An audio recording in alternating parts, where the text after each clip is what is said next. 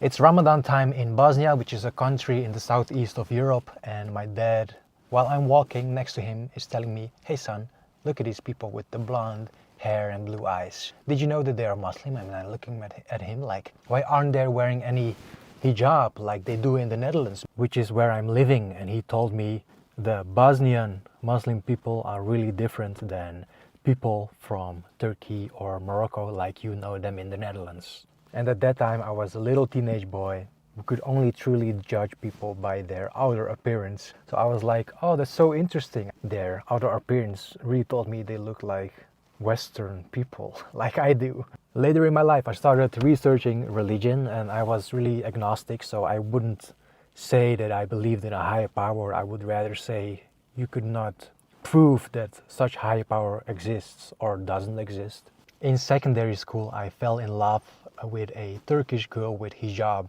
and we started dating.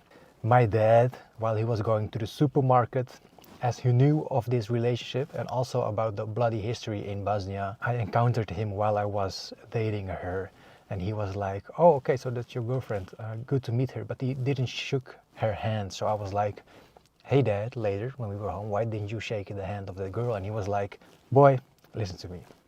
In Bosnia there were like 3 religions living. One of them Islamic, secondary Orthodox Christian, third Catholic Christian. Bosniaks, Bosnian Serbs, Bosnian Croats.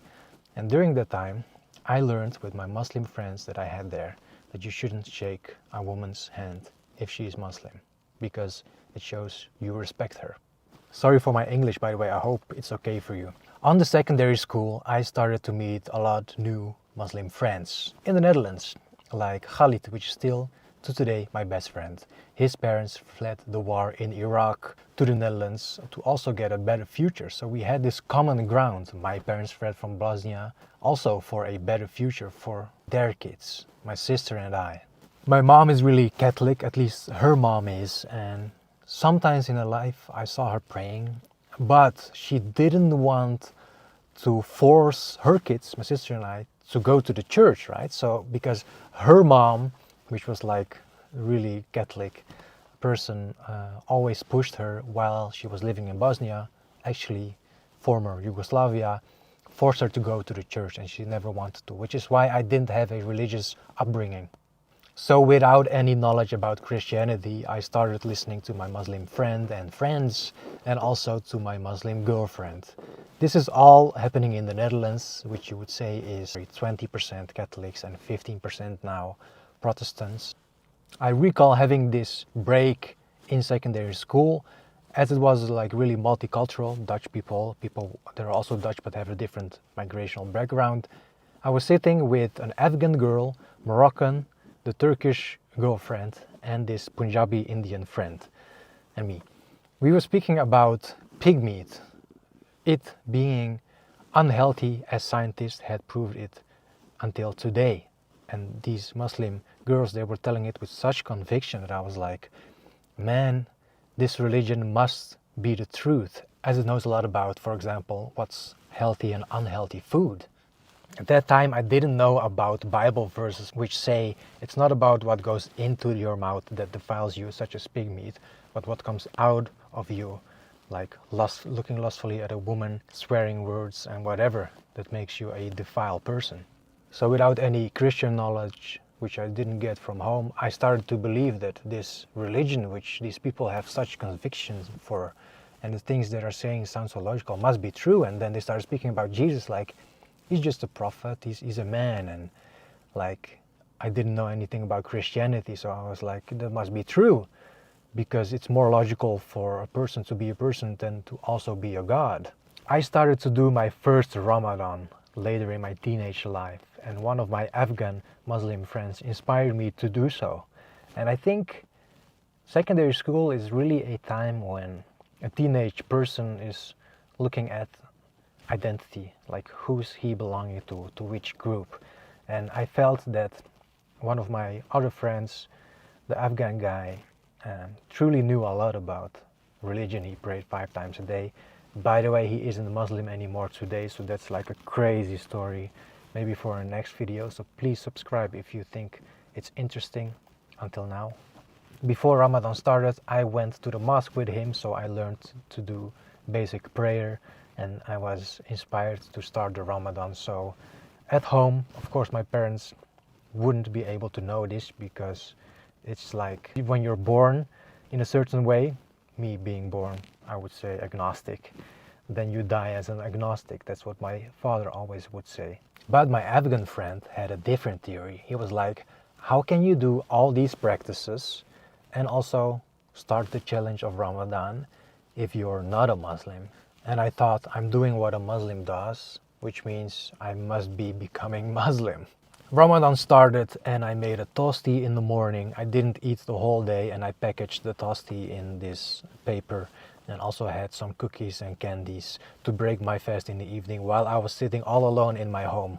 And it was like a fun experience, because I couldn't tell my parents because they wouldn't accept it. But later in my life, my mom, I would think I was 17, I had already done my Shahada at that time. She saw that I had the Quran in my drawers, because I had started to take Arabic lessons at this Afghan teacher, which this friend recommended, and she was so in shock. She had the books in her hand, and I was like, no, I'm not Muslim, I'm not doing anything with it. I still continued lying, looking at her straight in her eyes. Islam didn't change the lying part of me, which is a fun thing, because as I later in my life became Christian, I knew that I couldn't lie anymore, because she started crying. And imagine your mother crying because you've been lying to her the whole time.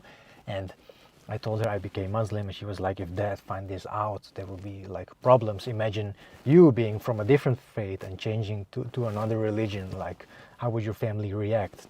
She told me that I converted to Islam because I was in love with a Turkish girl. And she told me that I couldn't stay with her if I wouldn't convert, right? Because in Islam, the man must be Muslim. My mom also told me that if a person truly loves you, you wouldn't need to change your identity, which is also your religion, in order for the two of you to be together. And somehow it stuck with me. And I was like, what if I didn't change the religion part about me, which I had done? Would we be able to be together? From there on, there came a lot of problems, but the main point of this story is, how far did I go for love as a teenage boy? And looking at these influences in my surroundings, like being inspired by people that have conviction in their faith. Like I wish there were more Christians in secondary school that would have inspired me about Christianity. If, like in Islam it says, you have your religion, I have my religion. Today I'm Christian a few years. The thing I like about Jesus in the Bible the most is, even if you're an enemy in religion, like the way you think about God, it's different. Like shirk in Islam is a sin that is not to be forgiven. You cannot compare anything to Allah and worship other gods but Allah. And you must accept Muhammad as his last prophet. In Christianity is, if you deny the Father and the Son, like Islam directly does, then you're an antichrist. So I believe these two religions, like at its core, are against each other, and it's okay. After a lot of years, I just admit it, and I speak openly with it with my best friend, like also different friends now. So let's have an open discussion about religion. The way in my first video there was lots of confusion. Marco, are you now Muslim or Christian? I am Christian, and I will tell you my whole story, but it just doesn't fit in one video. My apologies for confusing you. Someone called me a munafiq, which is someone that does as if he is a Muslim but isn't really a Muslim. I hope not to confuse people. I'm just telling my life story in bits. And I don't hate people from different religions, because Jesus says, even though if someone might be your enemy, still love them and pray for them. Thank you.